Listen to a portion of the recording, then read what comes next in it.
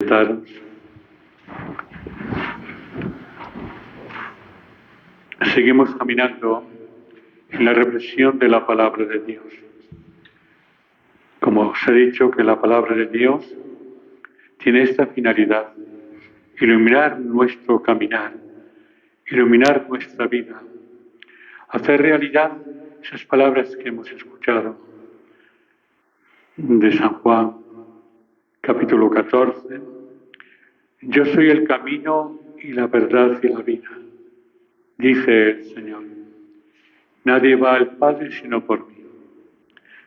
Por eso la palabra y la reflexión que hacemos aquí es una reflexión que hacemos sencillamente para iluminar la Eucaristía y para hacer de la Eucaristía el camino que debemos seguir, la senda estrecha de la vida para llegar al Señor.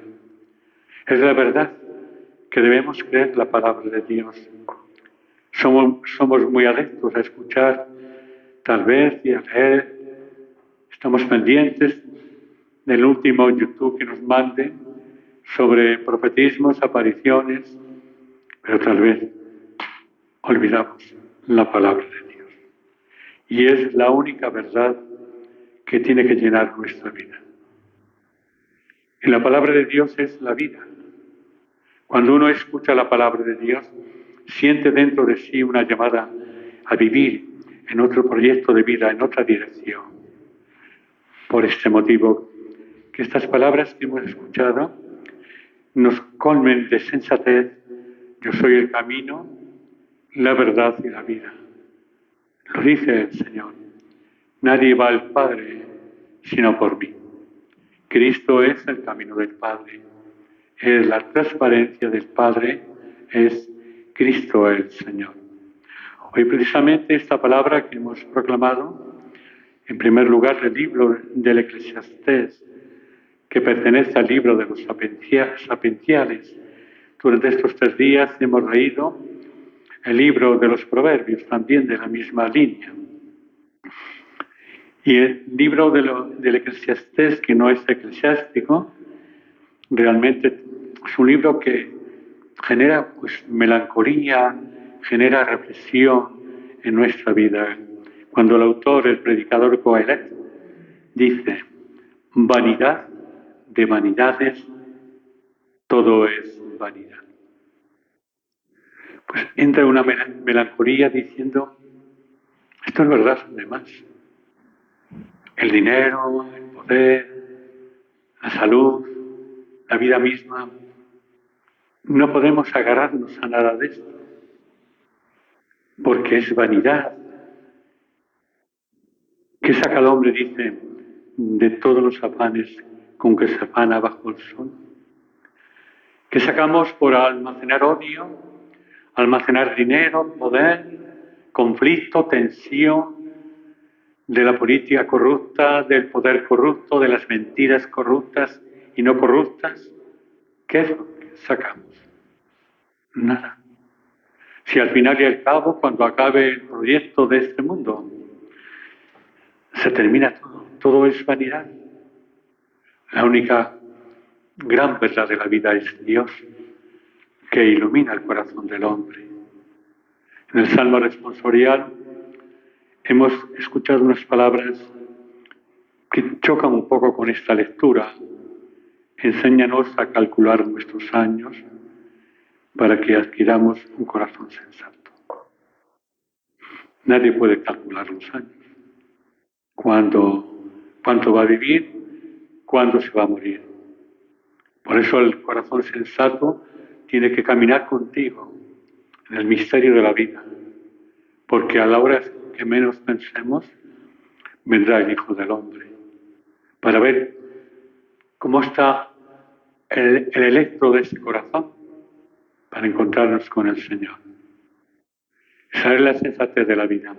Por eso en esta lectura del Eclesiastés se puede mencionar aquí la figura de San Agustín. Cuando San Agustín dice: Señor, nuestro corazón está inquieto hasta que no descanse en ti. Esta es la realidad.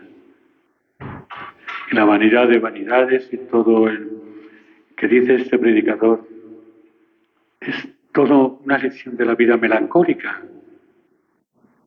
Todas las cosas cansan y nadie es capaz de explicarlas. Cuando te rodeas de tanto dinero, te cansa también. De tanto placer te cansa. Y de tanta mentira te cansa porque ya no sabes dónde está la verdad. Creo que esta lectura, dentro de la melancolía que puede suscitar en nosotros, es como una lección, un libro abierto a la realidad de nuestra vida.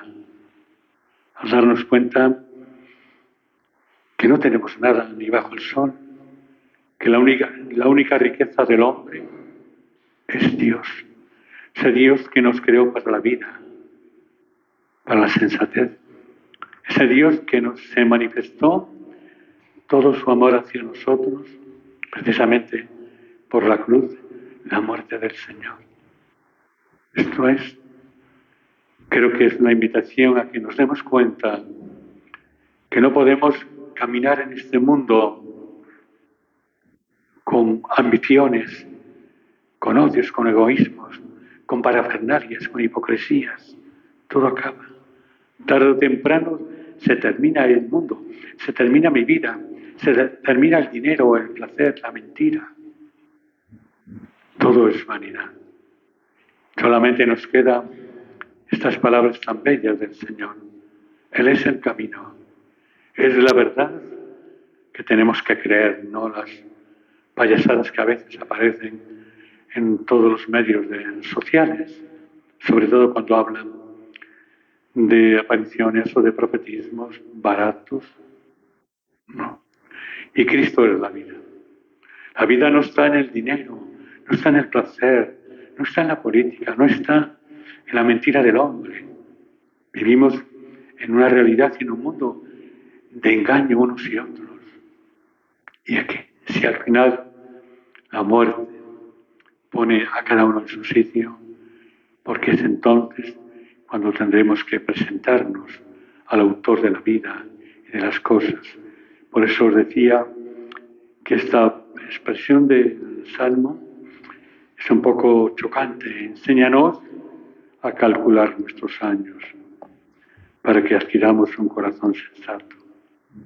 Si uno supiese cuándo iba a morir, entonces retrasaría su conversión. Por eso creo que este salmo rompe un poco nuestro sistema cuando dice: vuélvete, Señor, ¿hasta cuándo? Ten compasión.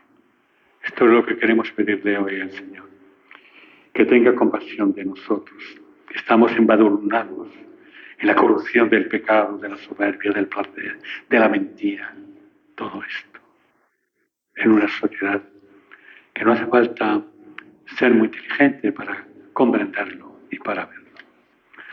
Y el Evangelio que hemos proclamado es el Evangelio muy breve también, donde Herodes, que era del tiempo de Jesús, era hijo del Herodes I, Agripa, que intentó matar a Jesús con la fiesta de los santos inocentes.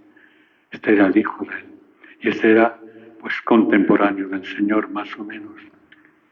Y entonces oye que hay un tal Jesús de Nazaret que hace milagros. ¿Y quién es este? Será Juan el Bautista, que le mandé yo decapitar. Había matado a Juan el Bautista, aunque le amaba, aunque le valoraba su predicación, pero la duda le atormentó el placer de vivir con su cuñada y pidió la cabeza de Juan, aquella bailarina, hija de su mujer adúltera. Y por ese motivo están como desconcertados. ¿Quién es este? Empiezan a indagar y preguntar. Y Herodes tenía ganas de conocer a Jesús. Y tuvo la ocasión de conocerle. Pero no supo aprovechar la presencia de Cristo en su vida. En la pasión, cuando le presentan a Herodes y le manda a hacer algún milagro, él creía que era uno mentalista de estos. En cambio, creo que nosotros también. En este momento tenemos que preguntarnos y dejarnos seducir por la figura de Cristo. ¿Quién es ese? El interrogante. Cuando el hombre vive en pecado, lejos de la verdad de Cristo, pues vive entre el pecado y la gracia, entre la luz y la oscuridad. Y tal vez no se atreve a cuestionarse quién es Jesucristo para mí. Y esta lectura es toda una invitación, como en Herodes, a preguntarnos quién es Jesús para mí. ¿Quién es Cristo para mí? Es alguien que yo rezo y la Eucaristía, todo esto. Es un montaje. Es un Jesús, el Jesús de la historia, el Jesús de la fe. Es el Jesús que nace de la voluntad del Padre, de una mujer llamada María. Y es el Jesús que inunda el mundo de paz. Pero resulta que vino a los suyos y los suyos no lo recibieron. Y esta es la gran lección que nos da en este día este texto del Evangelio. Tenemos que pedir a la Virgen que ella nos muestre a Cristo. No es la Virgen un espectáculo, no es Cristo un espectáculo folclórico, es la gran verdad del hombre. Cristo es la verdad del hombre y el hombre es la verdad de Cristo. Y María no es tampoco un figurín en medio de una religiosidad ocasional. Es la Madre de Cristo, Madre nuestra, es el Evangelio vivo de Cristo. De pie.